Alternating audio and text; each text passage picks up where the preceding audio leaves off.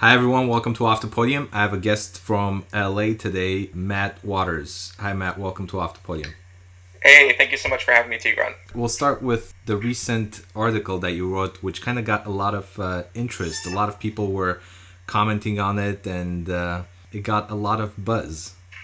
And it was Yeah, nice. I saw that, and it was quite nice to see. I just kind of wrote something up. I thought 3 or 4 people would read it, and it became this big thing, so I was quite happy about that. You know, it became a big thing in my opinion because in the music world sometimes we're afraid to say things that need to be said, and I was happy to see that you said that because these are things that should be talked about but are rarely talked about because we're afraid to lose gigs, we're afraid to lose connections. What prompted you to write this? Um, well, I think a lot of universities right now are still stuck in the past few decades. Uh-huh. We have outstanding teachers who are producing outstanding talents, and there's just too much out there in the orchestral realm. Mm-hmm. We have thousands upon thousands of people that are looking to find the 2 jobs that are available. Yeah. And so for me as a bass trombonist, in each orchestra, there's one position. Yeah. And that position could be sitting down, for 40 years. Yeah. Someone could have that, and the one that opens up, I'm competing with 200 other people for it. Yeah. So I think that the focus on the orchestral dream is very misplaced.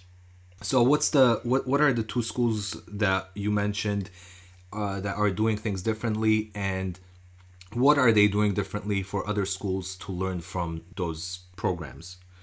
Sure, absolutely. In the article, I mentioned 2 universities. One was Lawrence University, Mm-hmm. and the second one was University of North Texas. There are other universities that do really great things, among them the Frost School Uh-huh. in Miami. But what they're focusing on specifically is creating a well-rounded musician that's not just focusing on the orchestral playing. They're focusing on, yes, the technical aspects, and that's very important, but also creating, say, the ability to market for a musician. Like, how do I get people to come to my gigs? Yeah. Personal branding. How do I put myself out there? Yeah. How to network effectively. Not just, hey, man, get me a gig, Yeah. but how to do that and how to connect with both the audience and your other professionals in the area. Yeah. And these specific schools are really finding not only the classes to do that, but they're finding the right faculty to teach those classes. Yeah.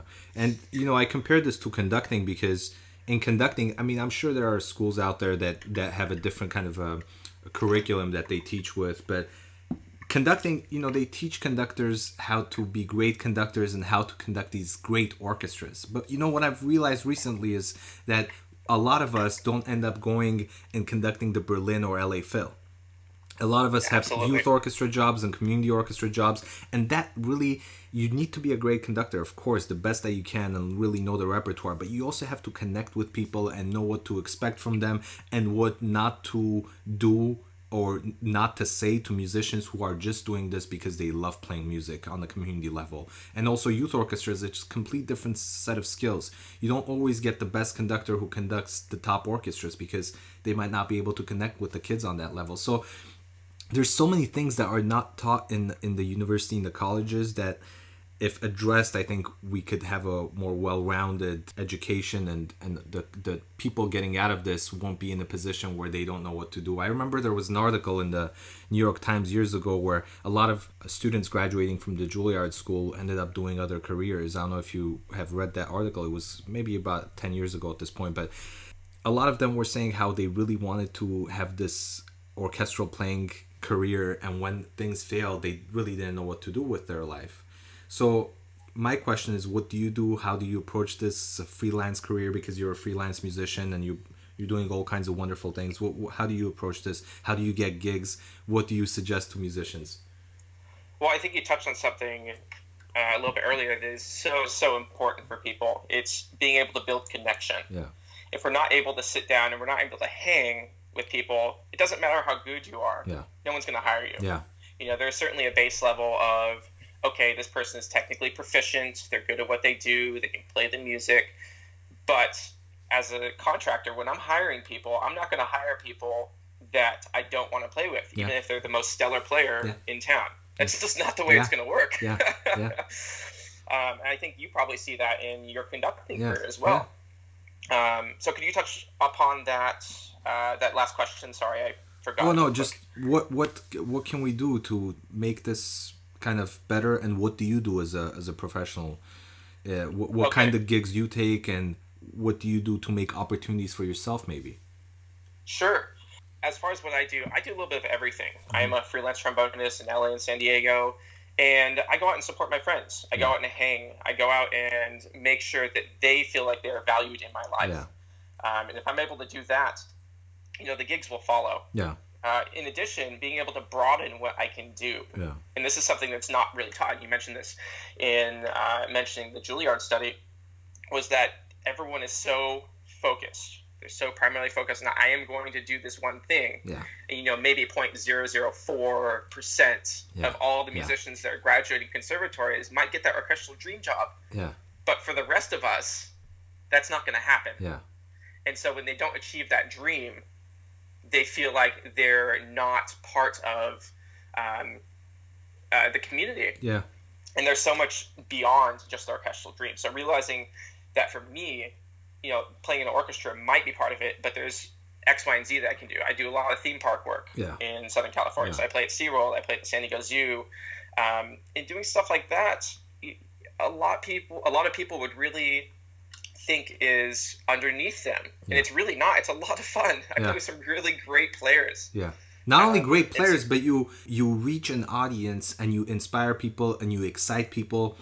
And that's one of the reasons why we play music, is because we want to connect with as many people as possible. And sometimes it's music that we didn't grow up playing with, or sometimes it's music that might seem easier for us to play. But it's something that's important and should be shared with audiences, no matter what the context is. Absolutely. Yeah. Absolutely. Another one that I think a lot of people overlook is just being able to teach. Yeah. Being able to communicate with an audience that doesn't know as much as you do. Yeah. And so that can be private students, that can be at the school, that can be, from the podium. Yeah. And we often neglect as players developing that ability until we have to develop that ability. Yeah. And so when we get to the point where, I'm not getting enough work, I just graduated school, what can I do? Yeah. The answer falls to teaching. And then you realize you can't teach very well because you have no experience doing it. That's true.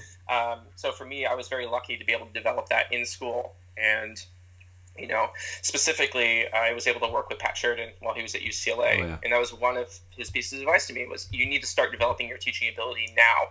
Because even the people in these major orchestras, they have students, they're teaching at schools. That's going to be part of your career if you continue to be a musician. Yeah, and you said the teaching, and I just realized, and I was making a note to myself so I could ask, what can we do in the programs? Can we somehow, the schools, can they incorporate some kind of a volunteer teaching kind of a requirement, maybe, where you have to go out and do a certain number of volunteer teaching hours so you could get that? I mean, these are things that as musicians we should just kind of not learn, but at least want to do in our life. Mm-hmm. But if that's not something we want to do, we're occupied with all these different things. Is that something that the school should require? I think there should be certainly opportunities for them to do that. One of the things I really liked at UCLA was that I had the opportunity to work with the music outreach program, which pays student musicians to go out and work with some of the less privileged schools in Los Angeles. Mm-hmm. And so that was kind of where I got my start. And that was immensely helpful to me. Mm-hmm. Immensely helpful. And I think a lot of other programs can really look at that model and find a way to support student musicians, not just have them go out for free, but to support musicians in developing their career, because they're doing work. They should be paid for it. And in addition to that, they can develop the skills that they need to really make it in the world. Yeah. So I know this is a broad question, but where do you see the orchestral music scene, the orchestral music world, maybe 10, 15, 20, 40 years from now? If you were, what I loved about your article was that you were so thoughtful, and I was just happy to see an article like that, because as I said before, I rarely see people who really step up and question things. And you're not doing it in a bad way, at least from my perspective. You want the music world to succeed. You want us to do better. So where do you see our field down the road? I honestly believe the future is being paved by groups such as San Francisco, Los Angeles, San Diego. I'm biased because I'm on the West Coast. Yeah. But San Francisco has their Soundbox, which is basically a hip nightclub. Yeah. And they're playing music that you don't generally hear on the main stage. Yeah. And people can go in, they can have a drink, and they can listen to this awesome music performed by world-class performers. Los Angeles is programming a lot of new music. Yeah. They're also doing Hollywood Bowl stuff. Yeah. They're starting to program music by more women composers, by more composers of color, and I think that's absolutely phenomenal. Yeah. We need to be broadening our base. It cannot just be music from Bach, Beethoven, Brahms, even though that is incredibly important. Yeah. We have to look beyond the classics to bring in a new audience. Yeah. In San Diego, something that I was lucky to perform on was we had a full jazz band curated by Gilbert Castellanos playing alongside the symphony. Yeah.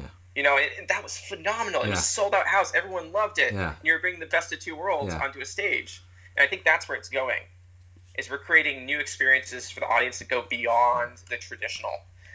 That being said, I don't think there's a whole lot of room for growth. I don't see anyone popping up with a new Los Angeles Phil anytime soon. Yeah.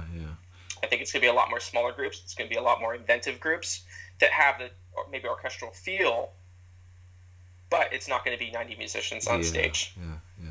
And it's crazy how things change because, you look at the Baroque and classical era and maybe even a little bit early in the Romantic era, and the orchestras were smaller and they kind of grew, and it's going back to maybe smaller groups. It's interesting how things shift. Maybe 100, 200 years from now, it'll go back to being big orchestras because we've missed it so much. Maybe. Right. I mean, you can blame, Wagner and Mahler for that. Yeah. But it's okay. When things change, it's okay. The important thing is for us to educate the future generations to adapt to the changes a little bit quicker than we're doing now. Something on that line I would like to say real quick is that is not the only source of classical music. Yeah. There's plenty of opportunity to create chamber groups and create things that are non-traditional in the same vein by people who are business-minded. Yeah. Something that we should be teaching is being able to go out and be able to create our ensembles that really give back to the musical community. Yeah. And there's so much space for that, and a lot of people just aren't taking advantage of it right now. And so why don't you share us what your ensemble is doing? Because you do have an ensemble. Right. So I am the founder and the leader of a group called Phantom Brass, which is a brass sextet and a drum set in the back. We have 3 trumpets, 2 trombones. I play bass trombone. And the tuba, really, really great musicians. And the entire goal of what we do is to put on a stage show that goes beyond the traditional Canadian brass, Boston brass. It's kind of almost a fusion between what Monozzle Brass is doing and, let's say, Blast, which was the stage show formerly by the Corps known as Star of Indiana. So to create a story on stage, not just, hey, we're playing this music and you're going to sit down and enjoy it. It's really creating an interactive experience. In addition to that, it's really, really focused on education. So going into schools, working with the students, showing them that, it's not only the orchestra. It's not only these classical ensembles. It is music. This stuff can be exciting. This stuff can be engaging. And this is something that you should look forward to. And my ultimate goal with Phantom Brass is to be able to, if someone's following us, they're seeing how we perform, they're watching our blog, they're listening to whatever audio we put out, they should be able to produce their own Phantom Brass. Yeah. I should be able to give them the tools to sit down and be like, hey, I have this passion to create this type of ensemble, and then they should be able to go out and do it. Yeah. And that involves talking about marketing, that involves talking about branding, that involves talking about things beyond the orchestra. Yeah. And that's great. You have that perspective because in the competitive world, you would say, we are the only ones doing this and we are the best and there's no one matching. But here you are saying that you want people to do what you're doing or trying to do what you're doing. Why? Why? Because I think there's so much room. There's room for everyone. I really do believe that. There's always room for good music. Yeah. It's refreshing to hear this, though. It's refreshing to hear this because, again, the world in general and the music world specifically is so competitive. And people, when they get something, an idea or something that they want to do, they want to be the only one doing it. And we're the best and we're doing it the best. But I am so happy to hear this from you. Yeah, and I think there's something to be learned. I'm a brother of Phi Mi Alpha Symphonia, which is a music fraternity. Uh-huh. And part of the founding of that fraternity was based upon the fact we had these competing conservatories. And someone from Juilliard wasn't going to talk to someone from Ithaca, who wasn't going to talk to someone to these other places. And what that conservatory did is it brought all these musicians together, and they were able to create something larger than each of these individual places. So I think I have the ability to start that conversation of, hey, we don't have to necessarily be competing against each other all the time. Yeah. We can be able to work together, and we each can find our niche. There's so many places for so many different types of music. I don't think we're nearly saturated right now. And, you mentioned something when you said about San Francisco and other orchestras doing collaborative kind of projects. And that seems to be sort of where we're headed also, is more collaboration and less it's just orchestra. It's now jazz fusing and kind of collaborating with classical genres and doing these things. What other groups, maybe on a smaller scale, do the kind of work other than San Francisco Symphony, for example, and other than your chamber group? Sure. I really like this new group in LA called, I guess they're not so new anymore, called Kaleidoscope, who's a smaller chamber group. They put on a lot of new music. They perform in non-traditional venues. Yeah. That's really, really great. There's also another group that, let me see if I can remember the name at the moment, that I just saw perform, called True Brass Choir, which one of my friends performs in regularly, that performed at the University of Pacific in Long Beach. And they programmed their entire concert around conservation and what we're doing to the environment in this natural history museum. There was literally a replica of a whale above my head. Wow. And I loved it so much. Wow. And so taking this music outside traditional spaces and, hey, we're going to this concert, but we're going to have a tour of this museum beforehand. Yeah. Engaging people beyond just the music. Yeah. And what are some things that you do outside of music? Before our chat, I learned that you were at a gym, maybe. What are things that you do outside of music and what you keep yourself occupied with? Because we're so concentrated on practicing, doing these connections and maybe social media and making our website, doing all kinds of trying to find gigs. What do you do outside that keeps your mind away from music a little bit? I have two things that really keep me centered and keep me focused. First of all, I'm a competitive powerlifter. Wow. Yeah. So I lift for fun, and I go in and try to add more weight to the bar. Yeah. So that's a bunch of fun. So I usually spend about 5 days a week in the gym, for anywhere from an hour and a half to 2:15. Wow. Which is nice. So that's a regular part of my schedule. And then I'm also really big on mindfulness practice. So being able to disconnect from everything that's happening in my life for a second, sit back, realize that even if something goes wrong, that's okay. We're going to pick it up and we're going to move on the best we can. So those are my two kind of hobbies right now. Wow. Outside of music. And obviously, they're both somewhat tied in because they keep me centered when I come back to my work. Yeah.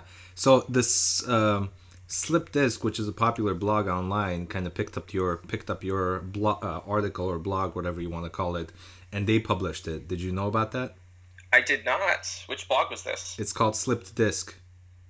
Oh, yeah, I didn't know about that. You're kidding. Cool. That is what this is the reason why I found out about your article, is because Slipped Disc is a very popular online blog, and it's probably one of the most popular online music blogs, and he picked up your article and he basically published it and linked it to it, and there's a lot of conversation going on that as well. So check it out later.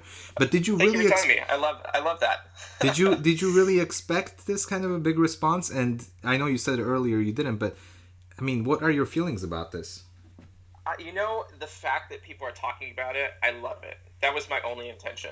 Yeah. It's a conversation that I think we all need to have. Yeah. Because even though these conservatories and these universities have done such a great job at raising the level of performance overall, anyone who's been in academia can tell you that it's hard to change. Yeah. And a lot of these places are changing at a pace that is a lot slower than we need to adjust to the 21st century. So the fact that this is becoming a conversation is outstanding. Yeah. I'm so happy it's happening. And I didn't expect it at all, but I'm glad it's happening. Yeah. About the orchestral scene as an orchestral player, you said when a bass trombone player or any musician, when they take a big position with LA Phil, Seattle, New York, whatever, some of these major orchestras, they stay there for a long time. Is that really fair? Because it doesn't, I mean, it is fair because, of course, this person has worked so many years perfecting what they do, going through this hard audition process. Is there something that we could do, maybe something that happens to conductors that kind of changes a little bit quicker, or do you think that's not fair? But it's also not fair when younger musicians coming up, they don't have any place to play. So what can we do to make the orchestral scene a little bit more inclusive, especially towards younger musicians who are coming through the programs and need opportunities? That's a really hard question. I don't know if I have the answer, but I can try. Yeah. I think it's totally fair that if you win a position, if you're granted tenure, you sit there until you're done. Until you cannot fulfill the requirements of the job anymore. I think that's absolutely fair because when you have great orchestras, they create a sound over time. If you have people constantly rotating, you're not creating that sound.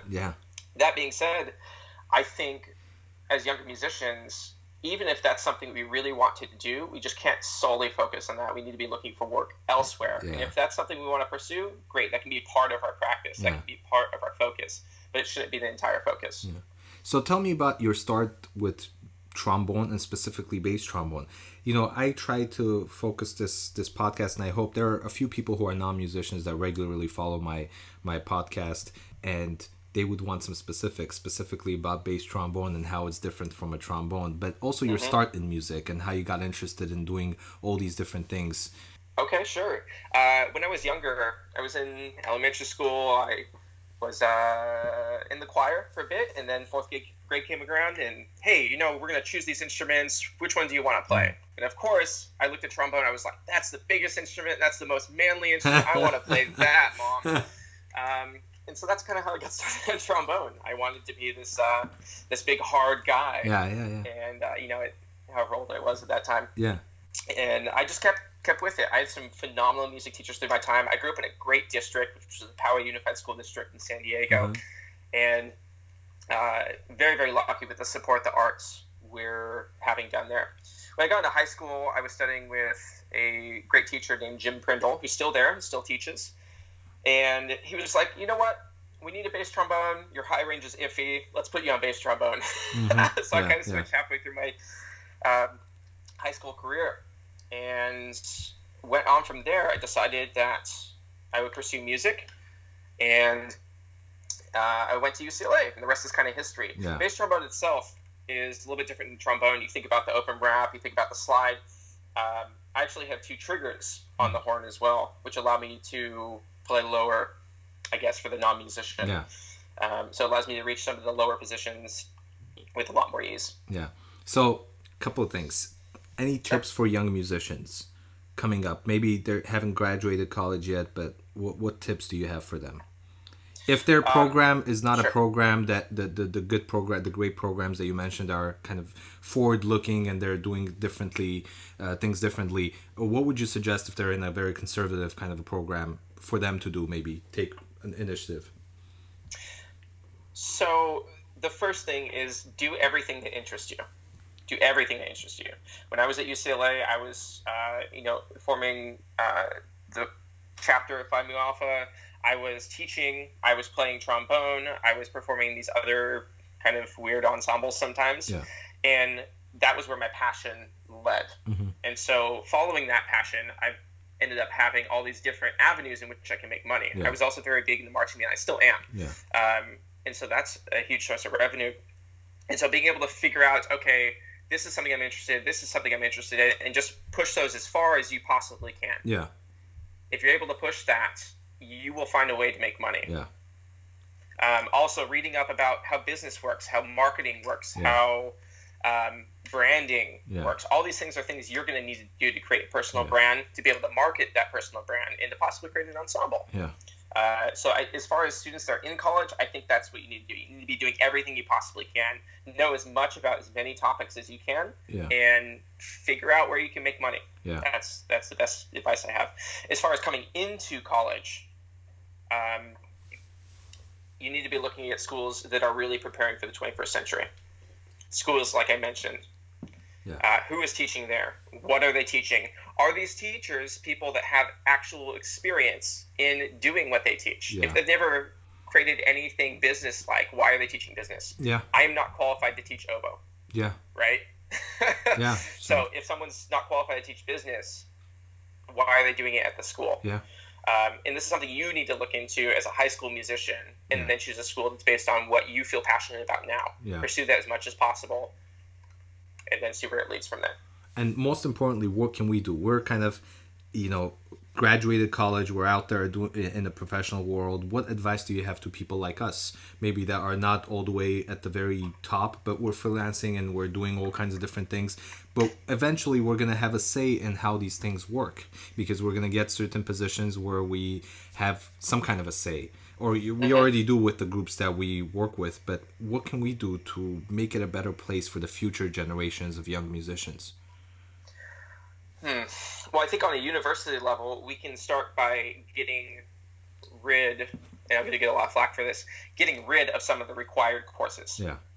I think Harvard University did a great thing by getting rid of the mandatory theory and history tracks, and instead working with a faculty mentor to develop a program that makes sense for the individual students. Yeah. Someone who's going to be a singer-songwriter that's really passionate about that does not need to learn about Gregorian chant. Yeah. that's just not where it's going to be. And then someone who really feels passionate about playing an orchestra doesn't necessarily need to learn about pop music. Yeah. But rather working with someone to create a course of study that makes sense for them. Yeah. Additionally, adding business courses, adding marketing courses, adding branding courses, like I've touched on again and again and again. And those are some of the requirements, maybe that could be. I think those should be requirements. Yeah. Absolutely. Yeah. Absolutely. Because the vast majority of us are going to go out of school, and even if we have the teaching ability, okay, how do I get students? Yeah. That comes down to marketing. It comes down to branding. Why am I qualified to do this? Where should I be going to get students? What methods are best for me to get those? Yeah. How do I get my audience to realize that I'm here in town? Yeah. All those things are questions that are not taught, and rather they're assumed through school. So another thing, looking at Eastern European countries, some of the universities did not have music programs. You either made it to the conservatory level, which is one or two of them in any country. Of course, our country here in the United States has 350 million people. If we take a look at some of the Eastern European countries, it ranges between 3 to 10 million, depending on the country. So different kind of a size, but they have few conservatories, and they're very competitive. You get in. If you don't, then you probably should pursue something else. Do we have too many here in the United States? Every college, every university has a music program. Do we have too many, or do you think we have what we have? The system needs to change. That's such a hard question. I think certainly the system needs to change, but I also think we're just producing too many music graduates. Yeah. In my article, I quoted the U.S. Census Bureau and said, as of 2015, we produced over 8,000 bachelors in music performance. Supposedly, each of those people wants to go and make a performance career. Yeah. I don't really think that our society right now could absorb all those people. Yeah.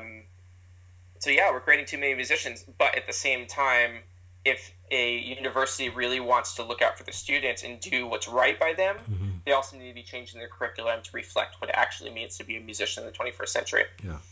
And from the educational aspect, this is one of my last questions. From Sure. the educational aspect, at the orchestral level, since orchestras tend to be the major kind of classical music institution in the city. They sort of are.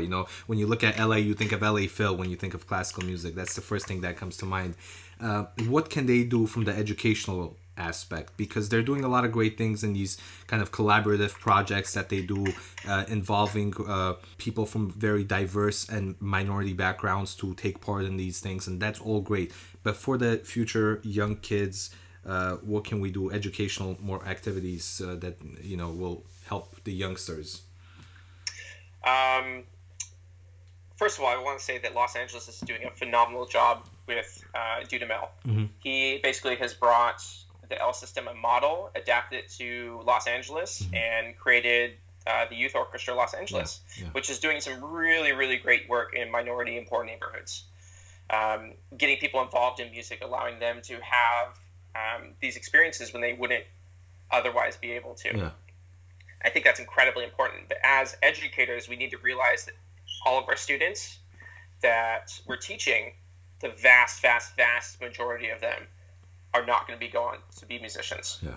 They're not going to. Yeah. So establishing a love of music, creating engagement, things that they're interested in, and allowing them to pursue those things. Yeah. In a youth orchestra, great. The focus is on orchestra music. Yeah. Cool. But I think in some places like the Boys and Girls Club, they have production studios. Yeah. They have people studying instruments. They have all these different aspects of pursuing music, and I think all of that's important. So figuring out ways other than the traditional youth orchestra, the traditional wind band, are going to be extremely important. And then for those that we know are pursuing music, letting them know the realities of what's happening, not in a mean way, not saying, oh, you're never going to work, but saying that, hey, you have this passion and that's great, but you need to know what really goes into it. Well, thank you so much, Matt. Anything you want to say that we've missed? Not really. I would like to say, please check us out at phantombrass.com. We're also at Phantom Brass on Instagram. So thank you for having me on. I really appreciate it, and hopefully we can talk again. Yeah, for sure. Anytime. Hopefully we'll get the whole brass band in, your ensemble in to talk. I don't know how that will work. We'll make it work. It'll be fun. Well, thank you so much, and it was great chatting with you, and hopefully I'll see you soon sometime in LA. Absolutely. Take care.